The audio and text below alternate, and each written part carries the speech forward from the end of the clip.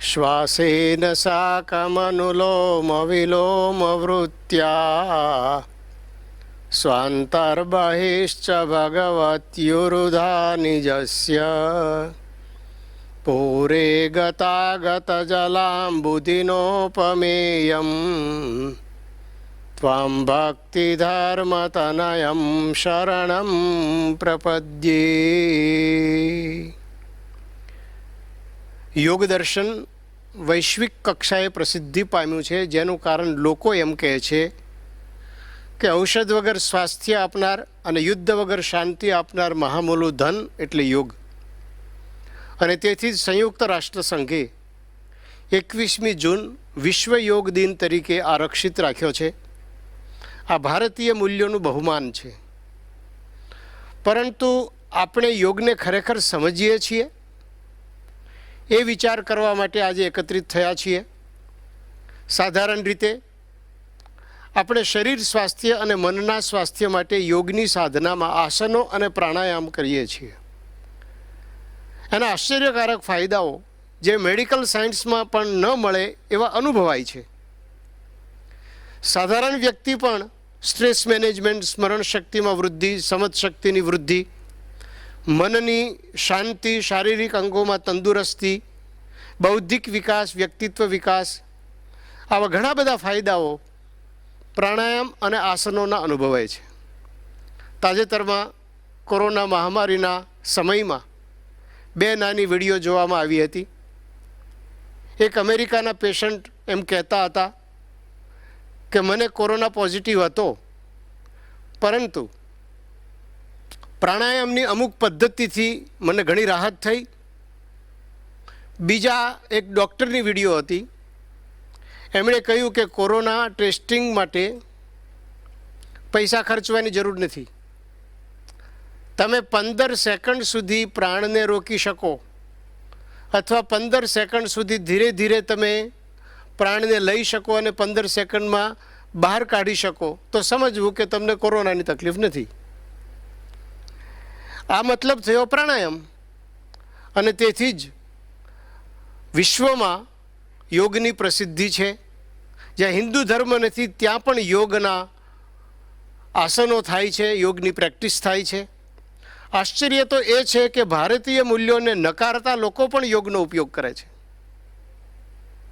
તે ઉપર કયા મુજબના ફાયદા માટે. તેથી આગળ જઈએ તો કોઈ પણ સારી વસ્તુ હોય એની વિકૃતિ થાય. એમાં આ યુગમાં યોગની વૈશ્વિક પ્રસિદ્ધિ સાથે વિકૃતિ પણ આવી છે, જેને કારણે અમુક દેશોમાં હાઇબ્રિડ યોગ, બિયર યોગ, કપલ યોગ, પાર્ટનર યોગ, આવા યોગ અસ્તિત્વમાં આવ્યા છે. જે યોગનું બ્રહ્મચર્ય અનિવાર્ય અંગ છે, એમાં ઘણી બધી બાંધછોડ કરવી પડે છે. અને આ હકીકતમાં તો યોગ દર્શનનું અપમાન છે. તેથી જ મહામૂલું ધન યોગ દર્શન હકીકતમાં શું છે એ આપણે આજના પ્રવચનમાં જાણીશું. અહીંયા આપણે નિરખી રહ્યા છીએ એક ચિત્ર છે મહર્ષિ પતંજલિનું, જે પ્રાચીન યોગની આપણને પ્રતીતિ કરાવે છે.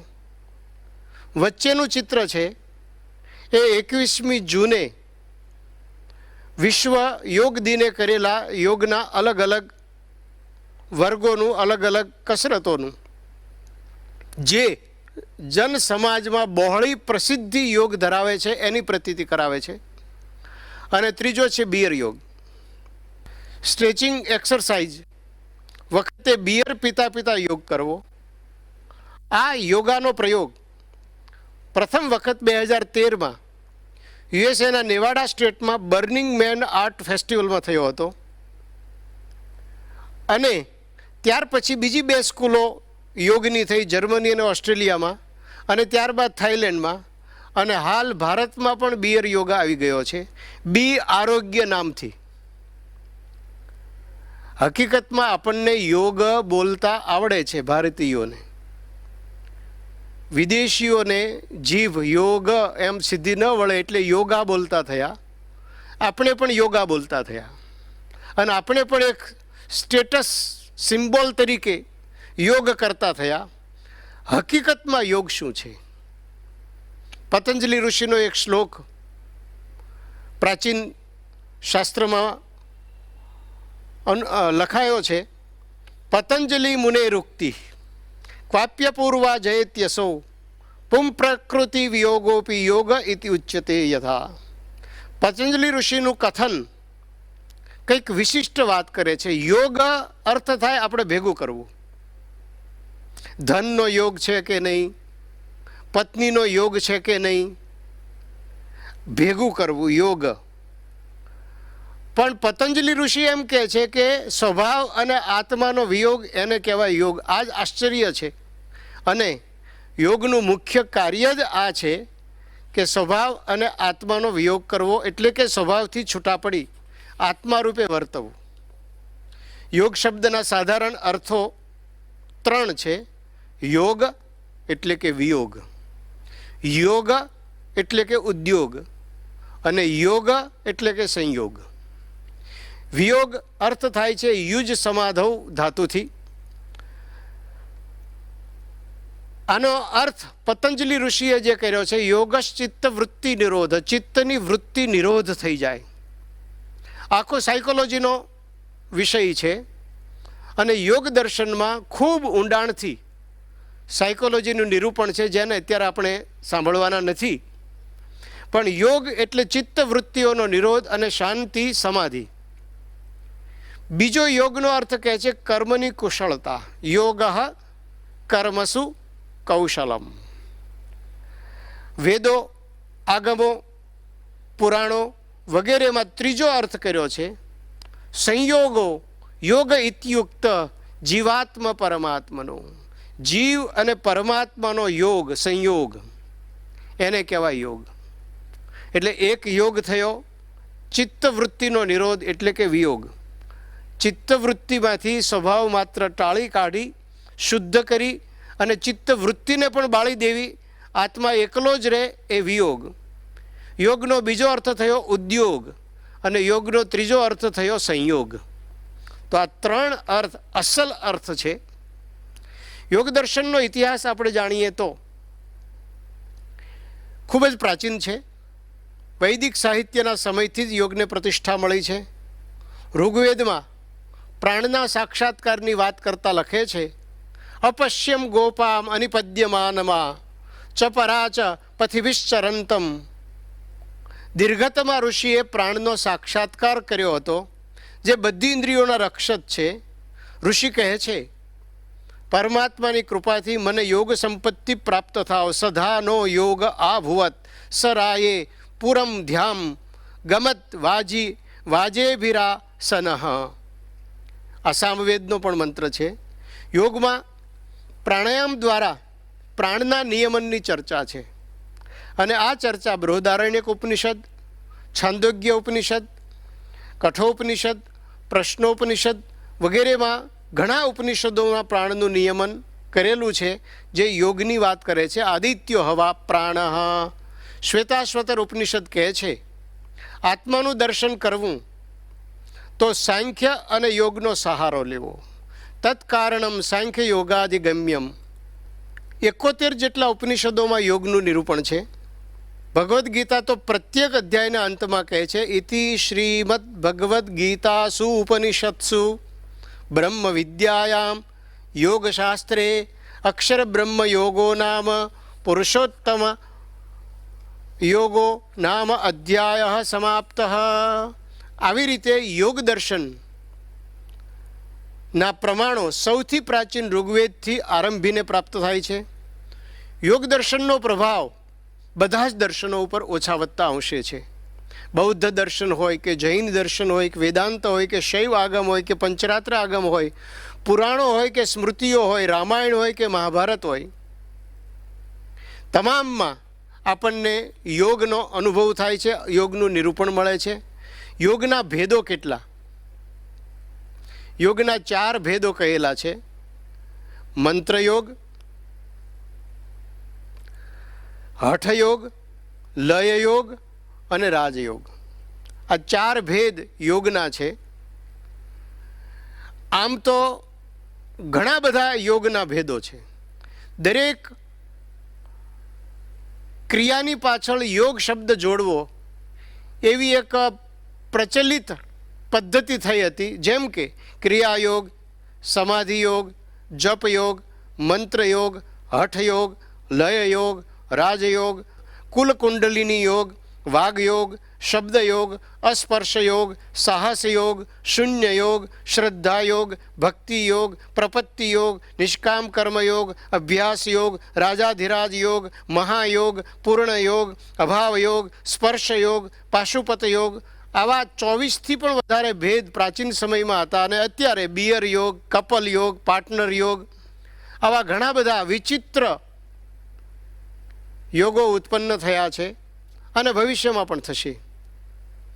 પરંતુ યોગ સાધનાના સિદ્ધાંતને અનુસરીને યોગ શાખા ઉપનિષદે મહાયોગના 4 ભેદ પાડ્યા છે.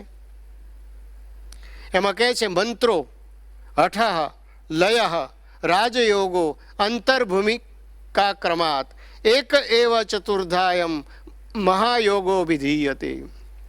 મંત્રયોગ, હઠયોગ, લયયોગ અને રાજયોગ, આ 4 યોગના મુખ્ય ભેદો છે.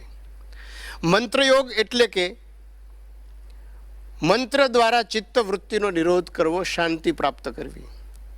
મંત્રયોગ સાહિત્યના યોગબીજ નામે ગ્રંથમાં હંસ મંત્રનું નિરૂપણ કરતા લખે છે હકારેણ બહિર્યાતિ સકારેણ વિષેત પુનઃ હંસ હંસેતિ મંત્રોયમ જીવો જપતિ સર્વદા. હકાર બોલતા શ્વાસને બહાર કાઢવો, સકાર બોલતા શ્વાસને અંદર ભરવો. જીવ આ રીતે હંસ મંત્રનો 24 કલાક જપ કરે છે. હંસ મંત્ર એટલે શું? સોહમ, અહમ બ્રહ્માસ્મિ, અક્ષરમ અહમ પુરુષોત્તમ દાસોસ્મિ. આ હંસ મંત્રનો જ વૈભવ અને વિસ્તાર છે. એવી જ રીતે ઓમકારનો પણ જપ કરતા હોય છે. ઓમ નમો ભગવતે વાસુદેવાય એ મંત્રનો પણ જપ કરતા હોય છે.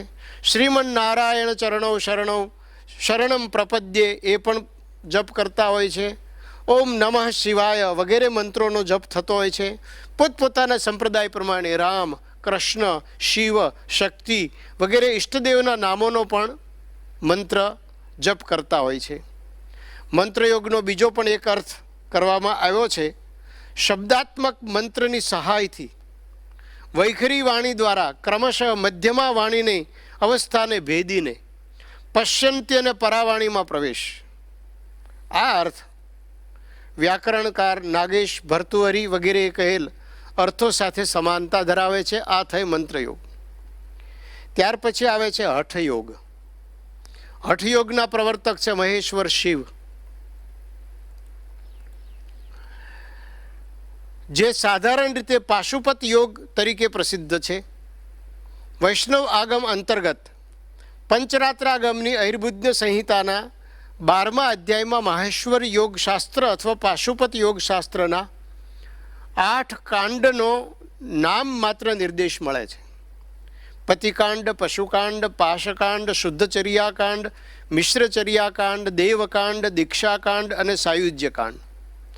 આ હઠયોગના આચાર્ય શ્વેત શ્વેત શિખશ્ચૈવ શ્વેતાસ્ય શ્વેતથી લઈ રૂરુ પર્યંત 114 જેટલા આચાર્યો કુર્મ પુરાણમાં નિરૂપ્યા છે.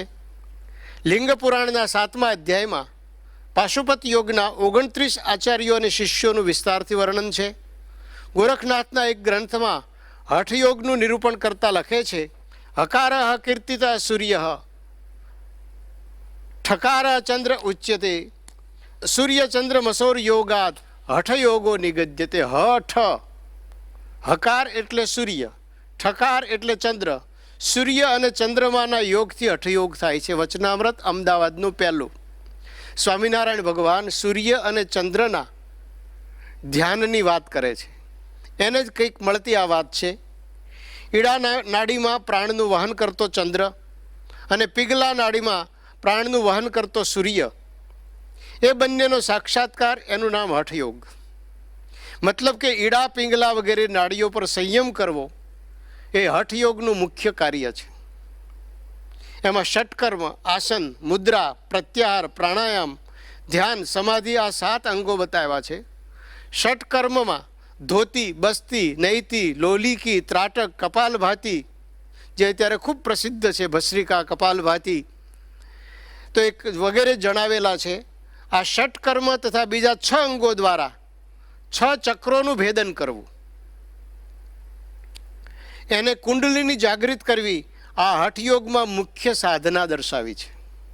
ષટ ચક્રો આપણા શરીરમાં રહેલા છે, જેનું નિરૂપણ નીચે મુજબ પ્રાપ્ત થાય છે. ગુદા અને લિંગની વચ્ચે 3 પાંખડીનું કમળ મૂલાધાર, લિંગના મૂળમાં 6 પાંખડીનું કમળ સ્વાધિષ્ઠાન, અને નાભીમાં 10 પાંખડીનું કમળ મણિપૂરક, હૃદયમાં 12 પાંખડીનું કમળ અનાહત, કંઠમાં 16 પાંખડીનું કમળ વિશુદ્ધ, 2 નેત્ર વચ્ચે 2 પાંખડીનું કમળ આજ્ઞા, અને ત્યારબાદ સહસ્રદળ કમળ રૂપ બ્રહ્મસરમાં પ્રવેશ એ હઠયોગની સાધનામાં મુખ્ય સાધના બતાવી છે. સ્વામિનારાયણ ભગવાને વચનામૃત ગરડા 25માં આ વાત લખી છે.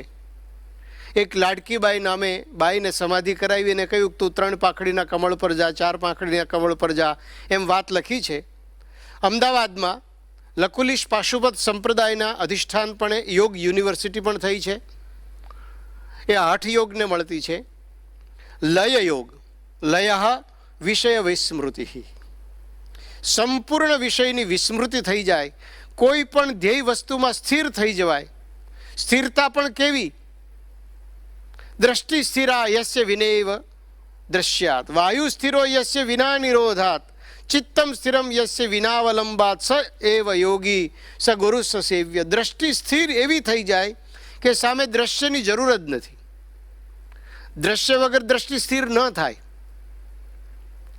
પણ એવી દ્રષ્ટિ સ્થિર થાય કે વિનાપી દ્રશ્યાત, વાયુ સ્થિરો યસ્ય ભવેદ નિરોધાત, અને વાયુ સ્થિર થઈ જાય નિરોધ કર્યા વગર જ, એવી રીતે ચિત્ત સ્થિર થઈ જાય.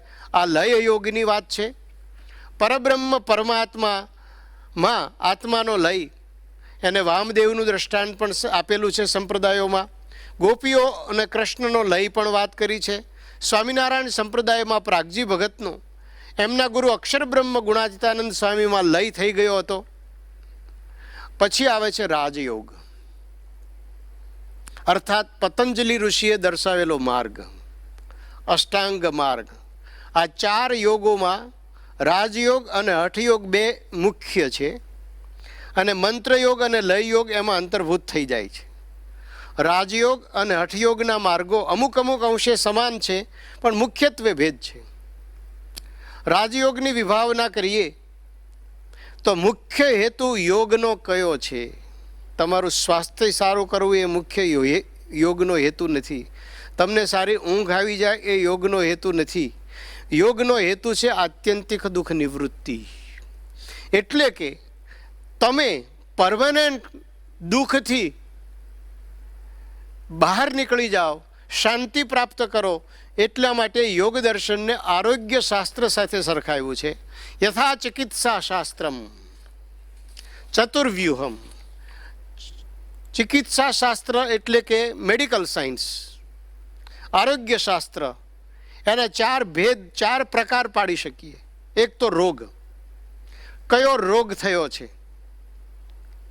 પછી રોગનો હેતુ, તમને રોગ થવાનું કારણ શું? કારણ કે કારણ પકડાશે તો રોગના મૂળ સુધી પહોંચી શકશો. ત્રીજું આરોગ્ય, દવા લેવી જ ન પડે ત્યાં સુધીની તંદુરસ્તી આવી જાય. અને ચોથી દવા, ભૈષજ્ય, ઔષધ. આ 4ને યોગ દર્શન સાથે સરખાવ્યું છે કે આપણા જીવનમાં રોગ કયો છે. જન્મ મરણનો રોગ ગુણાતીતાનંદ સ્વામીએ કહ્યું છે. તો રોગ છે જન્મ મરણનો રોગ, એને યોગ દર્શન કહે છે સંસાર. આ છે હેય, હેયમ સંસાર. સંસાર છે હેય છે, ત્યાગ કરવા યોગ્ય છે. હેયમ દુઃખમ અનાગતમ. હેયનો હેતુ શું? આ રોગ જે આપણને થયો છે, જે ટાળવા યોગ્ય છે, એનો હેતુ કયો? તો કે અવિદ્યા, માયા, અજ્ઞાન. આરોગ્ય શું? મોક્ષ. અને ઔષધ શું? વિવેકનું જ્ઞાન. એટલે કે આપણને સાચું જ્ઞાન થાય તો આપણું તંદુરસ્ત થઈ જઈએ, એટલે કે વિવેક જ્ઞાન એ મોક્ષનો ઉપાય છે. તો આ યોગમાં આ 4 વસ્તુ આપણને દર્શાવવામાં આવી છે. આ યોગ દર્શનના મુખ્ય ઉદ્દેશરૂપ અંતિમ સ્થિતિની પ્રાપ્તિ માટે 3 અધિકારી બતાવ્યા છે. 3 પ્રકારના અધિકારી. મંદ અધિકારી, જેને આરુરુક્ષુ કહેવાય છે. મધ્યમ અધિકારી, જેને યુંજાન કહેવાય છે. અને ઉત્તમ અધિકારી એટલે યોગારૂઢ કહેવાય છે. આરુરુક્ષુ એટલે કે આરોહણ કરવાની ઈચ્છાવાળો, ટીવીમાં જોયું, કોઈ ચેનલમાં જોયું અને થાય કે હું પણ યોગ કરું, એવી ઈચ્છાવાળો એટલે આરુરુક્ષુ. આપણી સાંપ્રદાયિક ભાષામાં કહીએ તો ગુણભાવી. અને ત્યાર પછી મધ્યમ અધિકારી એટલે યુંજાન, યોગની સાધનાના માર્ગે ચાલવાની શરૂઆત કરી છે. રવિ સભામાં આવતો થયો છે, સત્સંગમાં આવતો થયો છે, યોગની શરૂઆત કરી છે. અને ઉત્તમ અધિકારી એટલે યોગરૂઢ, અર્થાત આ માર્ગે ઘણી પ્રગતિ કરી છે. આધ્યાત્મિક માર્ગે જેણે પ્રગતિ કરી છે એને કહેવાય યોગરૂઢ. આ ત્રણેય જે અધિકારીઓ છે એ ત્રણેય અધિકારીઓમાં સાધના પણ અલગ અલગ યોગ દર્શનમાં બતાવી છે. એમાં ઉત્તમ અધિકારી માટે એમણે સાધના એટલી જ બતાવી કે આસન જરૂર નથી, પ્રાણાયામ જરૂર નથી, 8 અંગની જરૂર નથી, ફક્ત અભ્યાસ અને વૈરાગ્ય. બાકી રહેલો અભ્યાસ કરો અને વૈરાગ્ય કેળવો. વિજ્ઞાન ભિક્ષુ નામે યોગના મોટા આચાર્ય થયા. એ ગરુડ પુરાણના વચનનું ઉદાહરણ આપીને કહે છે, શિશુપાલ સિદ્ધિમાપ સ્મરણાભ્યાસ ગૌરવાત. શિશુપાલ કૃષ્ણ ભગવાનનો દ્રોહી હતો, એને પણ સિદ્ધિ પ્રાપ્ત થઈ, કારણ કે ભગવાનમાં ચિત્તની વૃત્તિ જોડાઈ ગઈ. વિલંબ જનના સર્વે વિસ્તરા પરિકીર્તિતા આસન સ્થાન વિધય ન યોગસ્ય પ્રસાદકા. આસન વગેરે યોગના સાધક નથી. જેને આજે દુનિયા યોગા કહીને કહે છે, એ આસનને વિજ્ઞાન ભિક્ષુ નકારે છે, ના પાડે છે કે આ યોગ સાચો નથી, યોગની પરિપૂર્ણતા નથી, આ યોગનું એક નાનું બિંદુ છે, પાણીના ટીપા જેટલું. આસન વગેરે ઉત્તમ મુમુક્ષુઓ માટે ઉપયોગી નથી, ઉલટું એ તો વિલંબકારક છે. આમ ઉત્તમ અધિકારી માટે અભ્યાસ અને વૈરાગ્ય 2 જ છે. ત્યાર પછી આવ્યા મધ્યમ અધિકારી. એના માટે સાધના બતાવતા કહે છે તપઃ, સ્વાધ્યાય, ઈશ્વર પ્રણિધાનાની ક્રિયાયોગ. 3 સાધન બતાવ્યા. હજી અષ્ટાંગ યોગની વાત નથી આવતી. મધ્યમ અધિકારી માટે પણ ક્રિયાયોગ, તપ, એકાદશીનો ઉપવાસ કરો, એકટાણા કરીએ, બીજું નાનું મોટું તપ કરીએ. સ્વાધ્યાય, શાસ્ત્રનું વાંચન કરીએ, ભગવદ્ ગીતા વાંચીએ, વચનામૃત વાંચીએ, એ સ્વાધ્યાય. ઈશ્વર પ્રણિધાન, ભગવાનની પૂજા કરીએ, ભગવાનનું ધ્યાન કરીએ. આ 3 મધ્યમ અધિકારી માટે સાધનો બતાવ્યા. આ ત્રણેય યમ નિયમ વગેરે 8 અંગમાં આવતા નિયમની અંતર્ગત તો આવી જ જાય છે.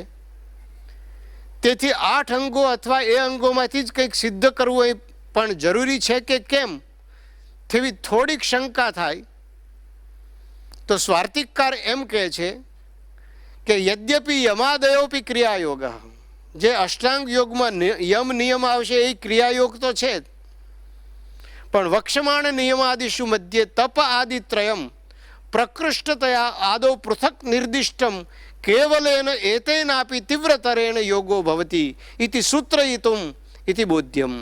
ફક્ત તપ, સ્વાધ્યાય અને ઈશ્વર પ્રણિધાન 3 કરશો તો પણ તમે પહોંચી જશો. એટલે યોગનું મુખ્ય લક્ષ્ય સિદ્ધ કરવા માટે મધ્યમ અધિકારીને પણ અષ્ટાંગ યોગની જરૂર નથી. મધ્યમ અધિકારીની સાધના તથા સિદ્ધિનો ક્રમ જણાવતા કહે છે કે તપ વગેરે દ્વારા યોગ વિરોધી અશુદ્ધિ દૂર થાય, ચિત્ત પ્રસન્ન થાય અને એના ક્લેશ દૂર થતા સાધક કૈવલ્ય અર્થાત મોક્ષ પ્રાપ્ત કરે. મતલબ કે મધ્યમ અધિકારી ક્રિયાયોગ દ્વારા ક્લેશોને દૂર કરી યોગની અંતિમ સ્થિતિ પ્રાપ્ત કરી લે છે. આ મધ્યમ અધિકારીની વાત થઈ. હવે છેલ્લો ગુણભાવી મંદ અધિકારી, એના માટે અષ્ટાંગ યોગ છે. આપણે હજી અષ્ટાંગ યોગ સિદ્ધ કરી શકતા નથી. મંદ અધિકારી માટે અષ્ટાંગ યોગ છે એ વાત સાચી, પરંતુ ઉત્તમ અને મધ્યમ અધિકારી પણ અન્ય જન્મમાં મંદ અધિકારીના રૂપે એક બે જન્મમાં મધ્યમ સુધી પહોંચ્યા હોય, પછી એક બે જન્મમાં ઉત્તમ સુધી પહોંચ્યા હોય, એમ આ પ્રક્રિયામાંથી પસાર થઈને ઉપર ઉત્તમ સુધી પહોંચ્યા હોય એવી સંભાવના છે. અને ત્યારબાદ એમને ફક્ત અભ્યાસ અને વૈરાગ્ય બાકી રહે. ભગવાન સ્વામિનારાયણ નીલકંઠ વર્ણી જેવા જેને યોગ સાધનાની જરૂર જ નથી, યોગેશ્વર શ્રી કૃષ્ણ યોગ સાધનાની જરૂર જ નથી, છતાં ભગવાન સ્વામિનારાયણે 1 વર્ષમાં અષ્ટાંગ યોગ સિદ્ધ કર્યો એવું આપણા સંપ્રદાયના ઇતિહાસમાં છે. એ એમ દર્શાવે છે કે એમને યોગ શીખવારૂપ લીલા કરી હતી. બાકી અષ્ટાંગ યોગ એક જન્મમાં સિદ્ધ કરવો એ ડિફિકલ્ટ છે, કઠિન છે, અશક્ય જેવું જ છે એમ કહીએ તોય ચાલે. આ અષ્ટાંગ યોગમાં યમ, નિયમ, પછી આવે આસન, પછી આવે પ્રાણાયામ, પછી આવે પ્રત્યાહાર, ધ્યાન, ધારણા અને સમાધિ. તો આ જે આખો ક્રમ છે એમાં યમ નિયમ વગર સીધા જ લોકો આસન ને પ્રાણાયામમાં પહોંચી જાય છે. આશ્ચર્ય થાય. જેને આપણે પાર્ટનર યોગ અત્યારના લોકો કહે છે. પાર્ટનર એટલે વિજાતીય બે વ્યક્તિઓ ભેગા મળીને યોગની સાધના કરે. એટલે એક બીજા ઉપર પગ પણ મૂકે, હાથ પણ મૂકે. તો આમાં બ્રહ્મચર્ય ક્યાં રહ્યું? યમમાં પહેલાં બ્રહ્મચર્યની વાત આવે છે. એટલે યોગની દ્રષ્ટિએ જોઈએ તો આસન અને પ્રાણાયામ સીધા જ કરવા જે માંડે છે એને કદાચ થોડો ઘણો ફાયદો થાય, પરંતુ યોગનો અસલ લક્ષ્ય સિદ્ધ થઈ શકે નહીં. એ માટે એમણે યમ અને નિયમ પર ભાર મૂકવો જ પડે. બિયર યોગમાં કે પાર્ટનર યોગમાં યમ અને નિયમ છે જ નહીં. હકીકતમાં એ યોગ જ નથી, એટલે હાઇબ્રિડ કયો છે. લોકોને આકર્ષવા યોગનું નામ આપ્યું છે. સ્વામિનારાયણ ભગવાનના પરમહંસ ભગવાન સ્વામિનારાયણની સ્તુતિ કરતા કહે છે, અષ્ટાંગ યોગ કલનાશ્ચ મહાવ્રતાની. એમણે યોગની કળાઓ અને ખાસ કરીને મહાવ્રતો સિદ્ધ કર્યા હતા. મહાવ્રત એટલે આ યમ નિયમ એ એમણે સિદ્ધ કર્યા હતા. એમાંય ખાસ કરીને યમને મહાવ્રત કહે છે. તો સમગ્ર યમ, નિયમ, આસન, પ્રાણાયામ, પ્રત્યાહાર, ધારણા, ધ્યાન ને સમાધિ, આ 8 અંગોમાં યોગના માર્ગે ચડનાર સાધક ઘણી વખત પાયાના યમ નિયમ રૂપ અંગોને ગૌણ ગણી આસન કરવા લાગી જાય. એક ગમ્મતનો પ્રસંગ જાણવા મળેલો. ઘણી જગ્યાએ એરપોર્ટ ઉપર અને રેલવે સ્ટેશનોમાં એસ્કેલેટર આવી ગયા છે. કોઈ એક સ્થાનમાં એસ્કેલેટર મૂકેલું, પણ નવું હતું એટલે અકસ્માત ખૂબ થતા. ઘણા પડે, વાગે, હોસ્પિટલાઇઝ કરવા પડે. એટલે તપાસ કરી કે ભાઈ આ કેમ લોકો અકસ્માત આટલા બધા થાય છે. તપાસ પંચે કહ્યું કે પહેલા પગથિયા ઉપર ચડતા અથવા છેલ્લા પગથિયાથી ઉતરતા અકસ્માત થાય છે. એસ્કેલેટરમાં એમ જ થાય. એટલે પછી નિર્ણય કર્યો કે પહેલું અને છેલ્લું પગથિયું કાઢી નાખો. એટલે એસ્કેલેટર ચાલે જ નહીં. એમ આપણે નિર્ણય એવો કરીએ કે યમ અને નિયમ કાઢી નાખો, સમાધિ કાઢી નાખો અને વચ્ચેનું લઈ લો. એમ યોગ સિદ્ધ ન થાય. અષ્ટાંગ યોગ સિદ્ધ કરવા માટે આ બધી બાબતોની જરૂર છે. તો અહિંસા, સત્યમ, અસ્તેય, બ્રહ્મચર્ય અને અપરિગ્રહ, આ 5 યમ છે. આપણે યમ એટલે સમજીએ છીએ પાડા ઉપર બેસીને આવે મૃત્યુ વખતે, પણ યમ શબ્દ એના માટે નથી. આ સંયમ છે. અહિંસા, સાચું બોલવું, હિંસા ન કરવી, ચોરી ન કરવી, બ્રહ્મચર્ય પાળવું અને અપરિગ્રહ કોઈની વસ્તુ લેવી નહીં. આ પાંચેય યમોનું પાલન કોઈ પણ સમયે, કોઈ પણ સ્થળમાં, કોઈ પણ જ્ઞાતિમાં જન્મ હોવા છતાં દ્રઢપણે થાય, જરા પણ યમનો લોપ ન થાય, ત્યારે મહાવ્રત બને છે. જે શતાનંદ મુનિએ કહ્યું મહાવ્રતાની, એ મહાવ્રત બને છે, સાર્વભૌમ કહેવાય છે. સાધક યમનો સ્વીકાર કરે, હું એકાદશીને દિવસે દારૂ નહીં પીવું, તીર્થ કરવા જઈશ ત્યારે બ્રહ્મચર્ય પાળીશ, આમ અમુક સમય અથવા સ્થળમાં નિયમો લે, એ મહાવ્રત ન કહેવાય. મહાવ્રત તો એને કહેવાય કે સદાય આ પાળવા. તો ભગવાન સ્વામિનારાયણે પરમહંસો પાસે આ મહાવ્રતો પડાવેલા: નિષ્કામ, નિર્લોભ, નિસ્વાદ, નિસ્નેહ અને નિર્માન. આ 5 વ્રતો આપી પાયાના વ્રતોને પુનર્જીવન આપ્યું. અષ્ટાંગ બ્રહ્મચર્યનું નિરૂપણ, જે માત્ર સ્મૃતિ ગ્રંથોની શોભા માત્ર હતું, તેનો સંતો પરમહંસો દ્વારા સાક્ષાત્કાર કરાવ્યો. આમ અષ્ટાંગ યોગના આ પ્રથમ સોપાનને જ સાધનામાં અગ્રતા ક્રમે ગણી શતાનંદ મુનિએ શ્રીજી મહારાજના કાર્યોને વિશિષ્ટ ગણ્યા છે. યમ અને ત્યાર પછી આવે છે નિયમ. નિયમ છે એ પ્રવૃત્તિરૂપ છે. તપઃ, સ્વાધ્યાય, ઈશ્વર, શૌચ, સંતોષ, તપઃ, સ્વાધ્યાય અને ઈશ્વર પ્રણિધાન. આ 5 છે, એને નિયમ કહેવાય છે. એ કરવાનું છે. યમ છે એ ન કરવાનું છે. હિંસા ન કરવી, વ્યભિચાર ન કરવો, અસત્ય ન બોલવું, એ નિષેધાત્મક છે, જે યોગીઓને પણ હોય છે. ન કરવું એ તો હોય, કરવામાં જ પ્રશ્ન છે. એટલે નિયમમાં 5 કરવાનું આવે છે: શૌચ, પવિત્રતા, શુદ્ધિ રાખવી; સંતોષ રાખવો; તપઃ, તપ કરવું; સ્વાધ્યાય, શાસ્ત્રનું વાંચન કરવું; અને ઈશ્વરનો પ્રણિધાન કરવું, એટલે ધ્યાન કરવું. આ 2 યમ અને નિયમ ખૂબ અગત્યના છે.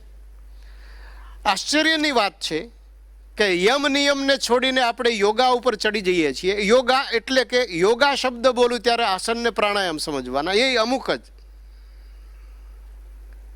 અને અષ્ટાંગ યોગ શબ્દ બોલીએ ત્યારે તમામ અંગો ગણવાના. તો આશ્ચર્યની વાત તો એ છે કે પતંજલિએ યોગ સૂત્રોમાં અષ્ટાંગ યોગના વર્ણન માટે ફાળવેલ કેટલા સૂત્રો છે, અને સમગ્ર યોગ એટલે શું? તો 51 સૂત્રોનું સમાધિપાદ, 55 સૂત્રોનું સાધનપાદ, 55 સૂત્રોનું વિભૂતિપાદ અને 34 સૂત્રોનું કૈવલ્યપાદ. આમ 195 સૂત્રો સમગ્ર પાતંજલિ યોગ સૂત્રના 4 અધ્યાયના છે, 4 પાદના. આ જે 195 સૂત્રો, એમાંથી ફક્ત 30 સૂત્ર અષ્ટાંગ યોગ માટે છે. અષ્ટાંગ યોગ માટે 30 જ સૂત્ર. કારણ કે ઉત્તમ અને મધ્યમને તો જરૂર નથી કે 165 સૂત્રો બીજા વિષયો જેવા કે ક્લેશના નાશના ઉપાય, સાયકોલોજી, ચિત્તની શુદ્ધિ, ચિત્ત કેટલી પ્રકારનું છે, જગતનું સ્વરૂપ શું છે, જગતની ઉત્પત્તિ કઈ રીતે થાય, સંયમ કઈ રીતે કેળવાય, સિદ્ધિઓ કઈ કઈ મળે, મોક્ષ માર્ગમાં કોની ઉપયોગિતા છે, કર્મ કઈ પ્રકારના કરવા, આ બધું નિરૂપણ છે. હવે આપણે આવીએ યોગા ઉપર. પાતંજલિ યોગમાં યોગા કેટલામાં છે? યમ અને નિયમ ફક્ત 17 સૂત્રોમાં યમ અને નિયમનું નિરૂપણ છે, જેમાં અહિંસા, બ્રહ્મચર્ય વગેરે ગુણો અને એના દ્વારા થતા ફળો, પ્રાપ્ત થતા ફળો, અદ્ભુત ફળ લખેલા છે. અહિંસા પ્રતિષ્ઠાયામ તત્સન્નિધો વૈર ત્યાગ વગેરે. તો એ ફળનું નિરૂપણ. હવે યોગા, આસન માટે ફક્ત 3 સૂત્રો, પ્રાણાયામ માટે 4 સૂત્રો અથવા 5 સૂત્રો, 5 સૂત્રો, પ્રત્યાહાર માટે 2 સૂત્રો, ધારણા માટે 1 સૂત્ર અને ધ્યાન માટે 1 સૂત્ર, સમાધિ માટે 1 સૂત્ર. એટલે આસન અને પ્રાણાયામ માટે ફક્ત ને ફક્ત 8 સૂત્ર છે 195માંથી, જે આખી દુનિયામાં ફેલાયેલો છે. આમ ગણીએ, પોઝિટિવ રીતે ગણીએ તો 8 સૂત્રોએ આખું જગત સર કરી લીધું હોય તો 195 સૂત્રો સિદ્ધ કરે એ કેટલો મોટો યોગી થઈ શકે? તો યોગની આ વિશેષતા છે, યોગનો મહિમા છે. વર્તમાન કાળે વિશેષપણે જગતમાં પ્રસિદ્ધ આસન અને પ્રાણાયામ માટે કેવળ 8 સૂત્રો છે. આસન અને પ્રાણાયામને જાણનારને જ આપણે યોગી માનીએ છીએ. એનું કારણ કે ભૌતિકવાદ અને દેહ બુદ્ધિની અભિવૃદ્ધિ, તન અને મનને નિરોગી રાખવા માટે આ 2 સાધનો આડઅસર વગર માટે ઉપયોગી છે, સ્વીકારવું રહ્યું. અને સાચું છે, કરવું એ સારું જ છે, પરંતુ સમજી રાખવું જોઈએ કે અષ્ટાંગ યોગ એ મંદ અધિકારી માટે છે, ઉત્તમ અને મધ્યમ અધિકારી માટે નથી. યોગની મૂળ વિભાવના એ કૈવલ્ય એટલે કે આત્યંતિક મોક્ષ, આત્મશુદ્ધિ છે. શરીરની કસરતો દ્વારા આરોગ્ય નહીં કે સ્ટ્રેસ મેનેજમેન્ટ નહીં, એ સ્પષ્ટ સમજી એનો લાભ શરીરની શુદ્ધિ માટે અવશ્ય લેવો, ચિત્તની શુદ્ધિ માટે પણ લઈએ તો યોગને ન્યાય આપ્યો ગણાશે. એટલે ચિત્તની શુદ્ધિ વધારે જરૂરી છે અને આત્માની શુદ્ધિ એ કરતાંય વધારે જરૂરી છે. આ થઈ રાજયોગની વાત.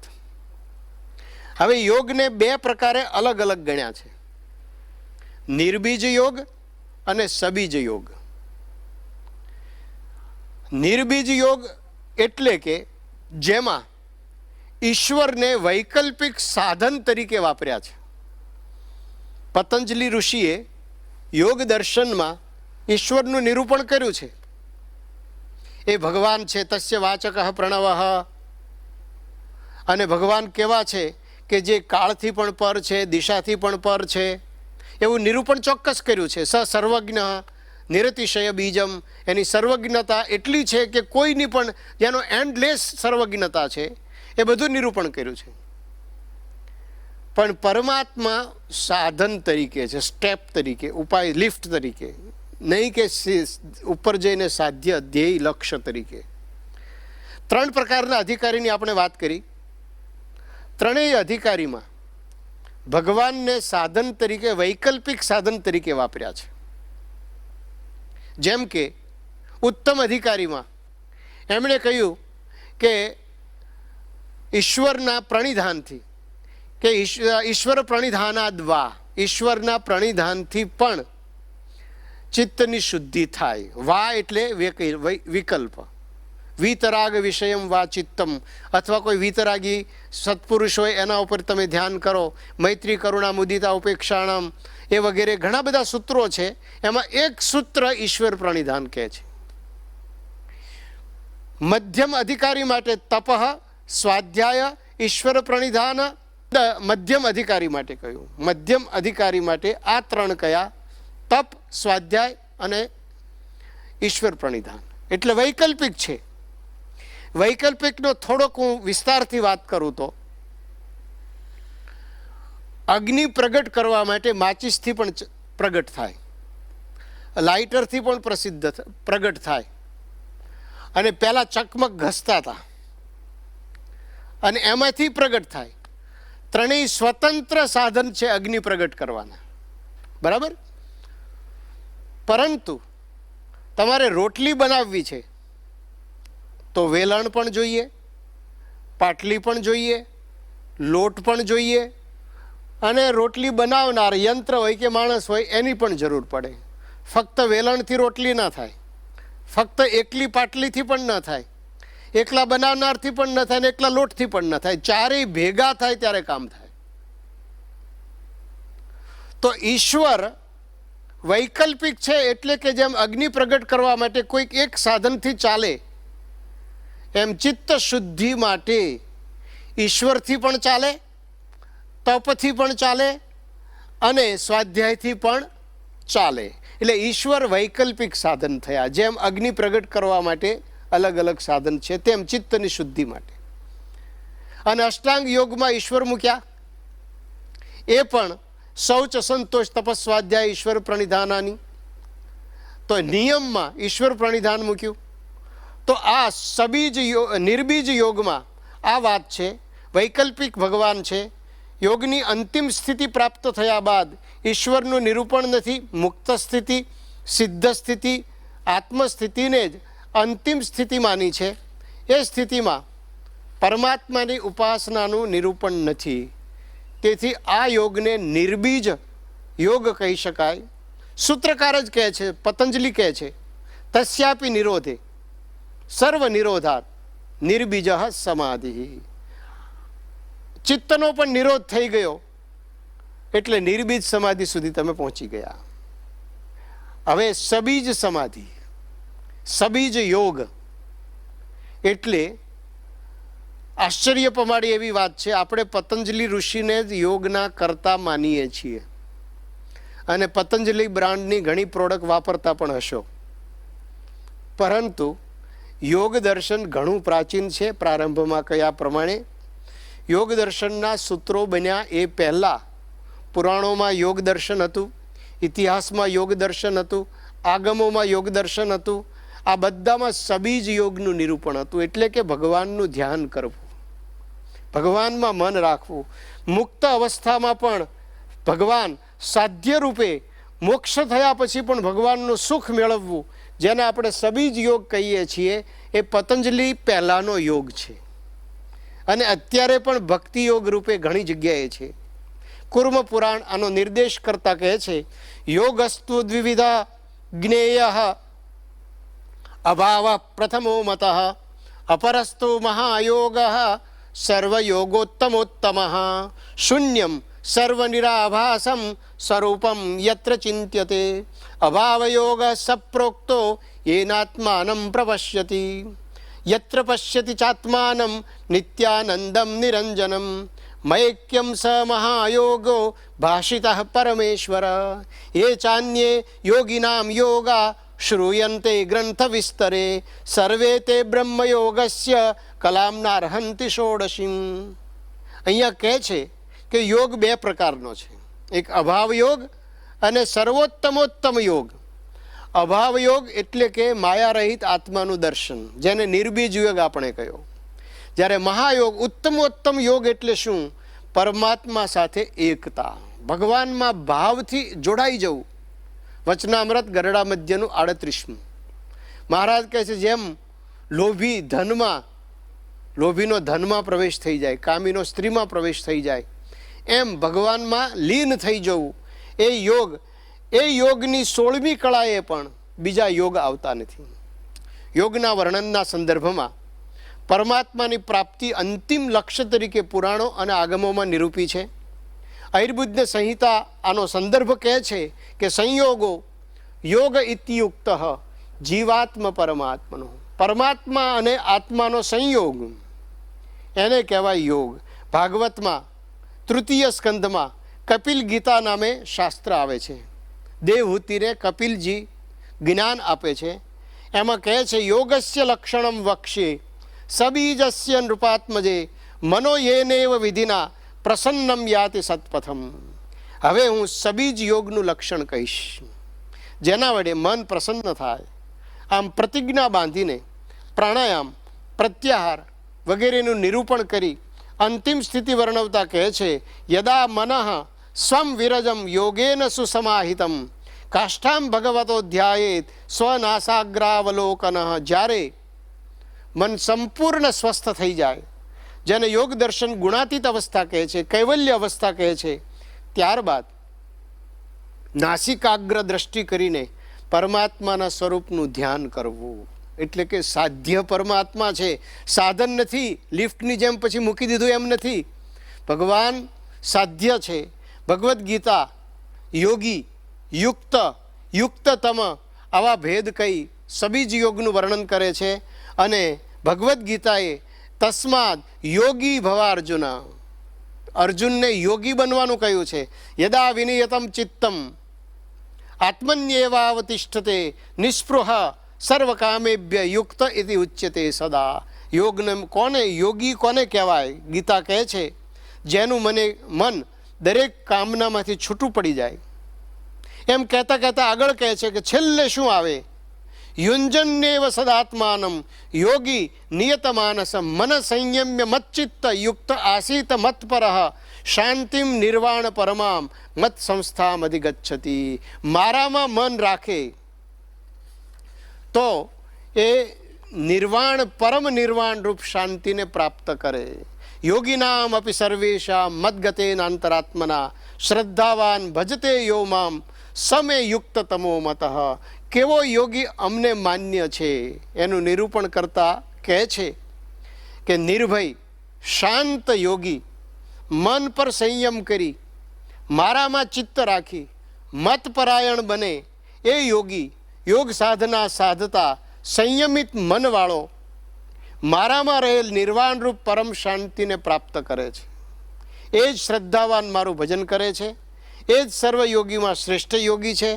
આમ સબીજ યોગનું નિરૂપણ કરે છે. આ સબીજ યોગને બીજા શબ્દોમાં કહીએ તો ભક્તિ યોગ પણ કહેવાય. શતાનંદ સ્વામી ધાર્મિક સ્તોત્રના એક શ્લોકમાં આ ભક્તિ યોગનું નિરૂપણ કરે છે, જેનું મેં મંગલાચરણમાં ઉચ્ચારણ કર્યું હતું.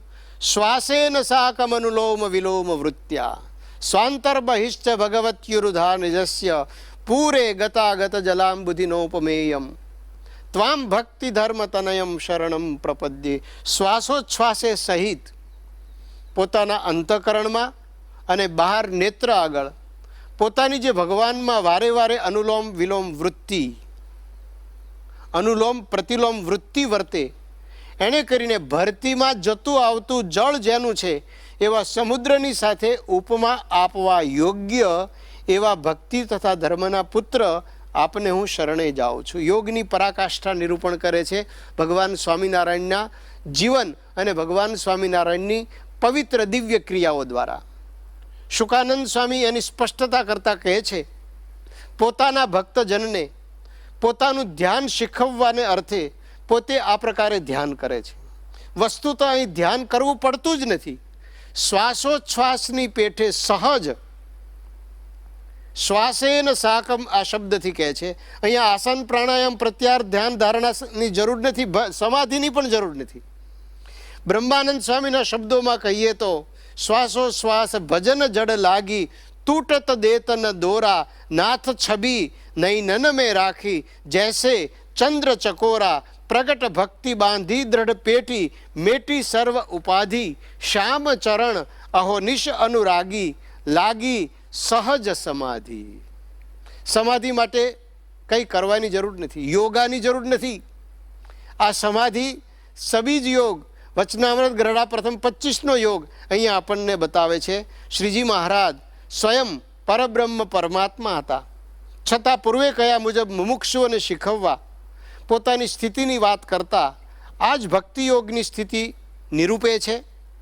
એક વચનામૃતના અંશમાં, જૂનો વચનામૃત છે, સંવત 1877ના કારતકવદી આઠમને દિવસે પાછલી પોર એક રાત્રિ રહી ત્યારે શ્રીજી મહારાજ પરમહંસની ઓરડીએ પધાર્યા.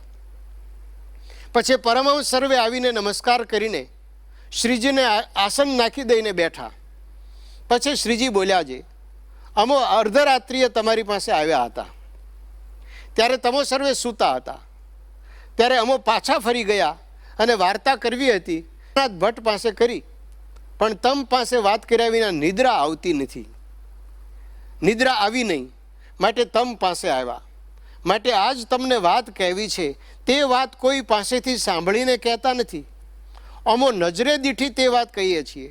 જ્યારે તમે સંધ્યા ટાણે અમ પાસે બેસવા આવ્યા ત્યારે અમે એમ વાત કરી હતી જે સર્વશાસ્ત્રમાં એ જ નિર્ધાર છે, અને અમે પણ એ જ કહીએ છીએ જે કોઈ રીતે કરીને ભગવાનના સ્વરૂપમાં વૃત્તિ જ્યારે ચોંટે ત્યારે જ જીવનું કારજ થાય. પછી ગમે તો મૂર્તિમાં વૃત્તિ રાખે અને મૂર્તિમાં વૃત્તિ રહે નહીં તો અખંડ નામ રટણ કર્યા કરે. આ ભક્તિ યોગ. અને એ ભક્તિ યોગ સાધનાથી નથી આવતો, પ્રવચનો સાંભળવાથી નથી આવતો. યમૈવેશ વૃણુતે તેન લભ્ય તસ્યૈષ આત્મા વિવૃણુતે તનુમ સ્વામ. મુક્તાનંદ સ્વામી કહે છે, જ્યાં જુએ ત્યાં રામજી, બીજું ન ભાસે રે. એ વાત અહીંયા સ્વામિનારાયણ ભગવાનના પ્રસંગ દ્વારા આપણે સાંભળી. તો આ સબીજ યોગની પરાકાષ્ઠા છે અને અસલ યોગ એ છે. અને એ યોગ દર્શનની એક વિશિષ્ટ અનુભૂતિ સ્વામિનારાયણ સંપ્રદાયમાં થઈ હતી, સ્વામિનારાયણ મહાપ્રભુએ કરાવી હતી. ગોપાળાનંદ સ્વામી અને મુક્તાનંદ સ્વામી બંને 13 અસાધારણ લક્ષણમાં સ્વામિનારાયણ ભગવાનનું એક અસાધારણ લક્ષણ જણાવતા કહે છે કે પોતાના દ્રષ્ટિ માત્રથી અથવા પોતાના સંબંધને પામેલ પુષ્પ, વસ્તુ, વસ્ત્ર વગેરેના યોગથી તમામ મનુષ્યોને નાડી પ્રાણ ખેંચીને તરત સમાધિ કરાવવી એ નારાયણ શ્રી હરિનું બીજું અસાધારણ લક્ષણ છે. સમાધિના અત્યારે જગતમાં 3 અર્થ કહેવાય છે. એક સમાધિ એટલે કે અષ્ટાંગ યોગ, યમ, નિયમ, પ્રાણાયામ વગેરેનું 8મું અંગ સમાધિ. બીજું સમાધિ એટલે કે સંન્યાસીઓને મૃત્યુ પછી જમીનમાં એમના શરીરને લીન કરી દેવું, એને પણ સમાધિ કહે છે. અને ત્રીજી સમાધિ એટલે સ્વામિનારાયણ ભગવાન કૃપાએ કરીને કરાવતા એ સમાધિ. એટલે કે ચિત્ત સ્થિર થઈ જાય અને દેહ એમ જ સ્થિર થઈ જાય અને આત્મા ભગવાનના ધામમાં પહોંચે, અલૌકિક ધામોમાં પહોંચે અને ત્યાંથી વિશિષ્ટ વાતો આપણી પાસે પહોંચાડે, એને સમાધિ. તો યમ, નિયમ, આસન, પ્રાણાયામ, પ્રત્યાહાર, ધ્યાન, ધારણાના ફળ રૂપે થતી સમાધિ સ્વામિનારાયણ ભગવાને કઠિન સાધના વિના પણ સૌને કરાવી. એમના કોઈ દર્શન કરે એને સમાધિ થઈ જતી. સહેજે સહેજે થાય છે સમાધ્ય, જે કોઈ દેવને છે જો દુરારાધ્ય. મોટા યોગીઓને અને દેવોને દુર્લભ સમાધિ શ્રીજી મહારાજે અનેકને કરાવી. ખૂબ વિસ્તાર એનો છે, ઘણા પ્રસંગો બનેલા છે. અહીંયા આપણે ખાલી ઉલ્લેખ કરીએ છીએ. આવી જ સમાધિ સ્વામિનારાયણ ભગવાનના અનુગામી ગુણાતીતાનંદ સ્વામી, એમના શિષ્ય ભગતજી મહારાજ અને એમના શિષ્ય શાસ્ત્રીજી મહારાજના સમયમાં થતી. શાસ્ત્રીજી મહારાજે સમાધિ પ્રકરણ ચલાવેલું, એ પણ કૃપા સમાધિ હતી, યોગના ક્લાસ નહીં. અમદાવાદ, મુંબઈ, સુરત, વડોદરા, ભાવનગર, રાજકોટ વગેરે શહેરોમાં અને ગામડાઓમાં આ સમાધિનો અનુભવ ઘણાને થતો. ધૂન ભજનનો આરંભ થાય અને એકાદ વ્યક્તિ સમાધિમાં સરી પડે. ક્યારેક શરીર કાષ્ઠ જેવું થઈ જાય અને ક્યારેક એમાં અદમ્ય ફેરફાર થવા માંડે. ક્યારેક પ્રાર્થના કરતા હોય એમ ચેષ્ટા કરે, ક્યારેક વળી યોગાસન પણ કરે. ભગવાનની ઈચ્છાથી વિવિધ પ્રસાદી આવે. એક સાકરનું મંદિર પણ આવેલું, આખું મંદિર સાકરનું, અને શાસ્ત્રી મહારાજને કહેલું કે આવું મંદિર કરજો. ક્યારેક બદામ, ક્યારેક સાકર, ક્યારેક દૂધ, અને દૂધ પીધું હોય એવું મુખ ઉપર જણાય. ક્યારેક વળી અગમ્ય વાતો કરે. ઘણી વખત આપણને આ સમાધિ અંધશ્રદ્ધા લાગે, અથવા તો હાથ ચાલાકી જાદુગરો કરતા હોય છે. આપણને ખ્યાલ ન આવે, પણ એ એક યુક્તિ છે, હાથ ચાલાકી. પણ હકીકતમાં આ સમાધિ હાથ ચાલાકી નહોતી, એના પ્રમાણો છે. એ વખતના મહાનુભાવો, મોટા મોટા માણસો, એમણે આ સમાધિનો અનુભવ કર્યો અને જે સમાધિમાં બેસતા એમના સમગ્ર શરીરને તપાસતા. જો મહિલા સમાધિમાં બેસવાના હોય તો મહિલાના શરીરને મહિલા તપાસે, પુરુષ બેસવાનો હોય તો પુરુષ તપાસે. અને શરીરમાં કોઈ જગ્યાએ કંઈ સાકર કે બદામ કે કંઈ રાખ્યું નથી ને એ ચેક કરી લે. પછી ધૂન ભજન શરૂ થાય અને જેને સમાધિ થવાની હોય, ક્યારેક ન ધારેલા વ્યક્તિને પણ સમાધિ થતી, પણ સમાધિ થાય અને એ બેભાનની જેમ સ્થિર થઈ જાય, જડ થઈ જાય, કાં સૂઈ જાય, કાં તો બેસી જાય, અને અચાનક એના હાથમાં કંઈ ને કંઈ વસ્તુ આવવા માંડે. આ સમાધિ એ સમયે વર્ધાથી મોરિસ ફ્રીડમેન આવેલા, અને આમ તો એ પોલેન્ડમાં યહૂદી પરિવારમાં જન્મેલા, પરંતુ રમણ મહર્ષિના યોગે ભારતીય અધ્યાત્મ રંગે રંગાય અને એને સ્વામી ભારતાનંદ નામ ધારણ કરેલું. ગાંધીજીના યોગથી આઝાદીના જંગમાં પણ સેવા આપેલી, અને ગાંધીજીના ચરખાના સ્પિનિંગ ચક્રની એમણે કરેલી ડિઝાઇન આઝાદીના જંગનું પ્રતીક બની ગયું હતું. એમણે આ સમાધિની સત્યતા ચકાસી હતી. અત્યારે અમદાવાદમાં સીજી રોડ ને એમજી રોડ છે, એ બંને ભાઈઓએ, ચીમનભાઈ અને મંગળભાઈએ પણ સમાધિનો અનુભવ કરેલો. એમના દીકરાઓને માટે એમને પણ અનુભવ થયેલો. તારીખ 10/9/1940ના રોજ એમણે તત્કાલીન સમાચાર પત્રમાં આનો લેખ પણ લખ્યો હતો.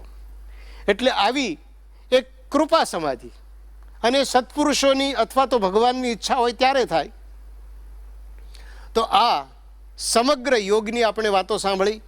સમગ્ર યોગ દર્શનનું ચિંતન કરતા એમ જણાય છે કે યોગ દર્શનનો મુખ્ય ઉદ્દેશ જીવાત્માની ઉર્ધ્વ ગતિ છે. એમાં જે સાધન યોગ્ય જણાય તે રીતે અધિકારી પ્રમાણે સાધના કરવાના વિવિધ ઉપાયો દર્શાવ્યા છે. એને અહીં ઇતિહાસ સાથે વૈદિક સમયથી આરંભી વર્તમાન સુધીના સાહિત્યના પરિપ્રેક્ષ્યમાં નિરીખ્યું. અત્યારે જેને આપણે યોગા કહીએ છીએ એ આ સમગ્ર પાતંજલ યોગ દર્શન, નિર્બીજ યોગ દર્શન કહીએ અથવા સબીજ યોગ દર્શન કહીએ, જે ભક્તિ યોગ તરીકે પ્રસિદ્ધિ પામ્યું છે, એ બંને યોગનો એક નાનો એવો એક બુંદ માત્ર છે. અને સમગ્ર વિશ્વમાં આ યોગ ફેલાયો છે, આસનો ફેલાયેલા છે. તમે ઇન્ટરનેટ ઉપર જોજો, કેટલી પ્રકારના આસનો તમને જોવા મળશે. યોગનો નાનકડો ભાગ આસન અને પ્રાણાયામ પણ સમગ્ર વિશ્વને આશ્ચર્ય પમાડતા હોય, એક નાનકડો ભાગ. તો યોગની અંતિમ ભૂમિકા સુધી પહોંચેલ વ્યક્તિ સમાજને કેટલો ઉપકારક થઈ શકે, જેણે યમ અને નિયમ સિદ્ધ કર્યા છે એ કેટલો ઉપકારક થઈ શકે છે. આસન અને પ્રાણાયામ સિદ્ધ કરી આખી દુનિયાને યોગની દિશા ચીંધનારા વર્તમાન મહાપુરુષો પણ કેટલા ઉપકારક થયા છે. તો યોગ દર્શન આજે ઔષધ વગરનું શરીરનું સ્વાસ્થ્ય, મનનું સ્વાસ્થ્ય અને યુદ્ધ વગરની શાંતિ પ્રાપ્ત કરાવનાર મહામૂલું ધન છે. એને યથાર્થ સમજી અને શરીરના સ્વાસ્થ્ય માટે, મનના સ્વાસ્થ્ય માટે, આત્માના સ્વાસ્થ્ય માટે આપણે એનો વિશેષ ને વિશેષ ઉપયોગ કરીએ. યોગશાસ્ત્રમાં એક વાત કરી છે, વીતરાગ વિષયમ વા ચિત્તમ. વૈકલ્પિક છે પણ કરવા જેવું છે કે વીતરાગ પુરુષ છે, જેના રાગ ટળી ગયા છે, એવા પુરુષમાં જો આપણું મન જાય તો આપણો યોગ સહેજે સિદ્ધ થાય. વર્તમાન કાળે સ્વામિનારાયણ ભગવાનની પરંપરામાં પ્રમુખ સ્વામી મહારાજના અનુગામી મહંત સ્વામી મહારાજ આવા મહાપુરુષ છે, જેમને જગતની કામના નથી, જેમને લૌકિક સ્પૃહા નથી, જેમને દેહની પણ દરકાર નથી. જ્યાં જુએ ત્યાં રામજી એવા એ મહાપુરુષ છે, જે ભક્તિ યોગમાં પરાકાષ્ઠાએ પહેલેથી જ પહોંચેલા છે. એવા મહાપુરુષને આપણે અનુસરણ કરીને એ પ્રમાણે જો યોગની સાધના કરીશું તો આપણે યોગમાં વિશેષ ને વિશેષ સિદ્ધિ પ્રાપ્ત કરી શકીશું, અધ્યાત્મ દિશામાં વિશેષ પ્રગતિ પ્રાપ્ત કરીશું. ભગવાન સ્વામિનારાયણ અને યોગના વિવિધ આચાર્યોને પ્રણામ કરી, મહંત સ્વામી મહારાજને પ્રણામ કરી આપણે આ પ્રવચનને અહીં સમાપ્ત કરીએ. શ્રી સ્વામિનારાયણ ભગવાનની જય.